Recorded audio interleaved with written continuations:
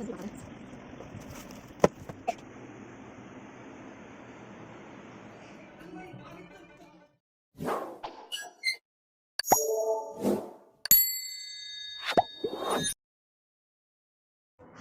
Guys, last week Pongal எல்லாருக்கும் நல்லா போயிருக்கும்னு நினைக்கிறேன். எங்களுக்குமே நல்லா சூப்பராக போச்சு. பட் ஒர்க்கிங் டேஸில் வந்ததுனால ஆஃபீஸ் ஒர்க்கும் பார்த்துட்டு அதையும் பார்க்கறதுக்கு கொஞ்சம் கஷ்டமாக இருந்துச்சு. ஹவர் நாங்கள் மார்னிங்கே வந்து 7:30 to 8:30 வந்து சாமி கும்பிட்டு முடிச்சாச்சு. பிஃபோர் ஷிஃப்ட்டுக்கு சாமி கும்பிட்டாச்சு. இந்த வீடியோவில் ஒரு அன்பாக்சிங் தான் நம்ம பார்க்க போகிறோம். 100 நான் மீஷோவில் ஒரு ஃபுட் கண்டெய்னர் வாங்கியிருந்தேன். அதுதான் அவங்க கூட நான் ஷேர் பண்ண போகிறேன். ரொம்பவே ஒர்த்தாக இருந்துச்சு. நிறைய யூடியூப் சேனல்லலாம் நான் இதை பார்த்துருக்கேன். அவங்களோட ரிவ்யூஸ்லாம் பார்த்து தான் நானே இதை ஆர்டர் பண்ணேன். எனக்கும் இது பிடிச்சிருந்துச்சி. பட் நான் பண்ண மிஸ்டேக்ஸை நீங்கள் யாரும் பண்ணக்கூடாதுன்னு தான் நான் இதை ஷேர் பண்ணுறேன். நான் ஃபஸ்ட்டு இதை ஆர்டர் பண்ணும்போது 183க்கு நான் ஆர்டர் பண்ணிவிட்டேன். நான் ஆர்டர் பண்ண ப்ராடக்ட் பார்த்திங்கன்னா 6 பேக் ஆஃப் இருந்துச்சு.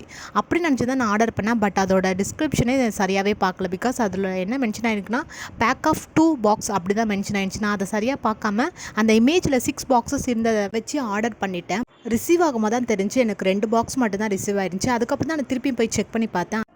ரிசீவ் ஆன ப்ராடக்ட்டை கேன்சல் கொடுத்துட்டு அகைன் நான் 310க்கு இந்த பேக் ஆஃப் 6 இருக்கிற ப்ராடக்ட்டை ஆர்டர் பண்ணேன்.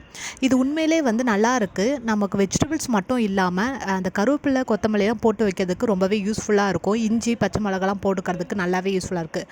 நீங்கள் இந்த ப்ராடக்ட் ஆர்டர் பண்ணணும், அதே மாதிரி வீடியோலாம் பார்த்து வச்சுருக்கீங்க அப்படின்னா கண்டிப்பாக அந்த டிஸ்கிரிப்ஷனில் பேக் ஆஃப் 6 பாக்ஸஸ் இருக்கிறத மறக்காமல் பார்த்து ஆர்டர் பண்ணுங்கள். மட்டன் சூப் எப்படி வைக்கிறது தான் இப்போ நான் ஷேர் பண்ண போகிறேன். ஒரு 1/2 அன் ஹவரில் நமக்கு மட்டன் சூப் ரெடி பண்ணிடலாம். இதுக்கு வந்து கண்டிப்பாக கழனி தண்ணி தேவை. நம்ம அரிசி கழுவின தண்ணியை வச்சு தான் நம்ம இந்த மட்டன் சூப்பே செய்ய போகிறோம். இதுக்கு நாங்கள் வந்து 1/2 kg நெஞ்செலும்பு வாங்கி வச்சுக்கிட்டோம். நல்லா வாஷ் பண்ணி எடுத்துகிட்டு குக்கரில் நான் இஞ்சி பூண்டு பேஸ்ட்டு ப்ளஸ் மஞ்சத்தூள், கொஞ்சம் ஆயில், கருவேப்பிலை இதெல்லாம் சேர்த்து இந்த கழனி தண்ணியை ஆட் பண்ணி மட்டனை நான் குக்கரில் ஏற்றிட்டேன். 6 to 7 விசில்ஸ் வர அளவுக்கு நான் அடுப்பில் வச்சிடுறேன். நெக்ஸ்ட்டு பெப்பர், சீரகம், சோம்பு இது 3மே 2 டேபிள் ஸ்பூன் அளவுக்கு ஆட் பண்ணிக்கிட்டேன். பெப்பர் நமக்கு அதிகம் தேவைப்படும் அப்படின்னா நீங்கள் அடிஷ்னலாக 1 ஸ்பூன் கூட ஆட் பண்ணிக்கலாம். இது எல்லாத்தையும் நைஸாக அரைச்சி வச்சுக்கிட்டோம். மட்டன் சூப்புக்கு கண்டிப்பாக நம்ம வந்து சின்ன வெங்காயம் தான் யூஸ் பண்ணோம். இதுக்கு நான் வந்து 2 தக்காளியும் ஒரு 10 to 15 சின்ன வெங்காயம் எடுத்து கட் பண்ணி எடுத்து வச்சுக்கிட்டோம். கூடவே 2 பச்சை மிளகா. நெக்ஸ்ட்டு வந்து ஒரு கடாயில் நமக்கு தேவையான ஸ்பைசஸ் எல்லாமே ஆட் பண்ணிக்கிட்டோம். நெக்ஸ்ட்டு சின்ன வெங்காயம், பச்சை மிளகா இது 2த்தையும் போட்டு நல்லா வதக்கிக்கிட்டோம்.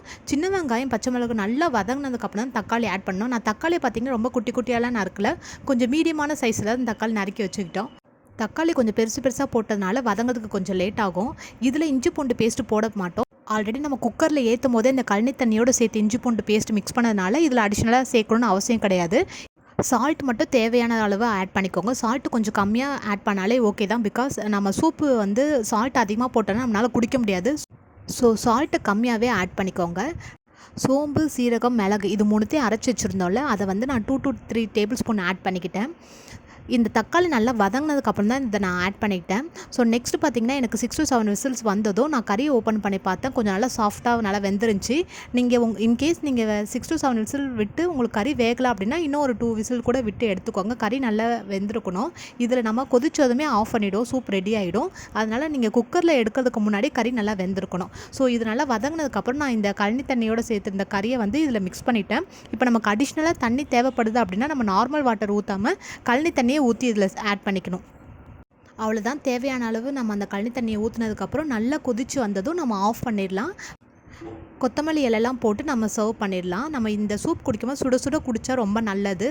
சளி, இருமல் இதெல்லாம் இருந்துச்சு அப்படின்னா நம்ம வீக்லி ஒரு 2 டைம்ஸ் வச்சு குடித்தோம் அப்படின்னா ரொம்ப நல்லது. நம்ம வீட்டில் கிட்ஸ் இருக்காங்க அப்படின்னா அவங்களுக்கு இந்த சூப்பை போட்டு சாதம் அடித்து கொடுக்கலாம். மட்டன் கிரேவி, குழம்பு அந்த மாட்டை வச்சு சாப்பிட்றதுக்கு நமக்கு பெட்டர் இது மட்டும் எலும்பு வாங்கிட்டு சூப் வச்சு குடிக்கிறது ரொம்ப ரொம்ப நல்லது. ஸோ யாராச்சும் ட்ரை பண்ணி பார்க்கல அப்படின்னா கண்டிப்பாக ட்ரை பண்ணி பாருங்கள். சூப்பு சர்வ் பண்ணுறதுக்கு முன்னாடி பெப்பர் கொஞ்சம் அதிகமாக போட்டு நம்ம சாப்பிட்டோம் அப்படின்னா இன்னுமே கொஞ்சம் எஃபெக்டிவாக இருக்கும். ஸோ ட்ரை பண்ணி பாருங்கள். இந்த வீடியோ உங்களுக்கு பிடிச்சிருந்துச்சுன்னா கண்டிப்பாக லைக் பண்ணுங்கள். நம்ம சேனலுக்கு இன்னும் சப்ஸ்கிரைப் பண்ணாமல் இருந்தீங்கன்னா கண்டிப்பாக சப்ஸ்கிரைப் பண்ணிவிடுங்க. கூடவே இருக்கிற பெல் பட்டனை கிளிக் பண்ணிவிடுங்க. தேங்க்யூ ஸோ மச் ஃபார் வாட்சிங்.